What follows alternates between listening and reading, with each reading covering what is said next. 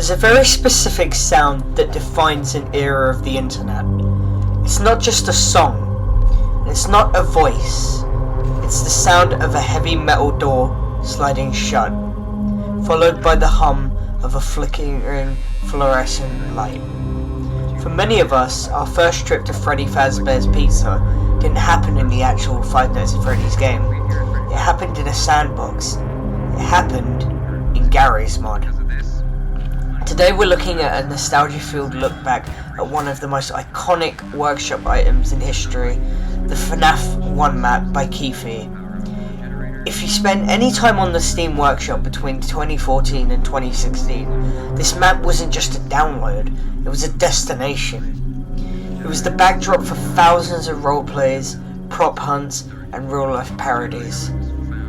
Let's step back into the pizza shop and see how it holds up. Walking through these doors again feels weirdly domestic. Keithy's map was a masterpiece of Gmodism. It took the claustrophobic 2D rendered world of Scott Cawthon's original game and translated it into a fully 3D physical space. For the first time, we could actually walk behind the stage. We could see what was in the kitchen, even if back then it was mostly just empty space and low-res textures. What made this map so special was the lighting. It captured the Source Engine liminal space feeling perfectly. It's a bit too quiet.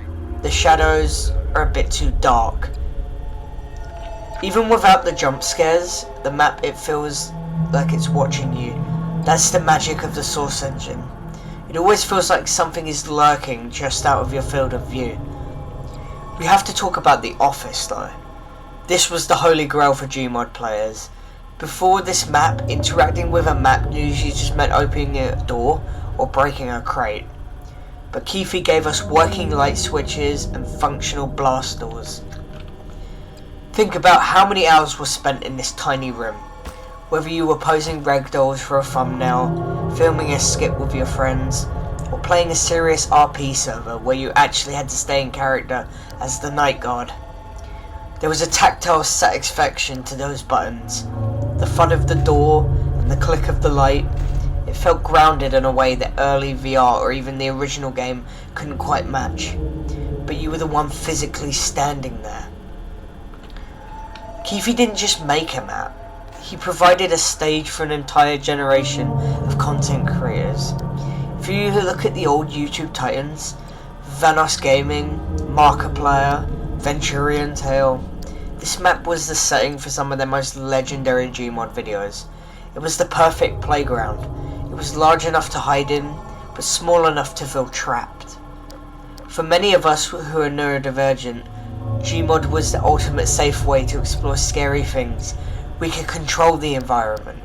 We could spawn the animatronics ourselves, freeze them in mid-air, and take away the scary by making them do something ridiculous. Keithy's map allowed us to deconstruct the horror. It turned a nightmare into a toy box. Rewatching the footage of this map, you start to remember the little things. The Celebrate poster that actually squeaked if you hit it. The weirdly bright safe room that shouldn't have been there according to law, but we loved it anyway. The way the textures on the floor just looked a little bit too shiny. It wasn't a perfect recreation. Some of the proportions were slightly off, and the kitchen was basically a closet. But it didn't matter. In 2014, this was Freddy's.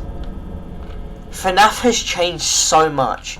We have movies now, massive open world games, and thousands of pages of lore. It's a digital time capsule. It represents a time when the internet felt a little smaller, a little more DIY, and a little more creative. Keithy, wherever you are, thank you.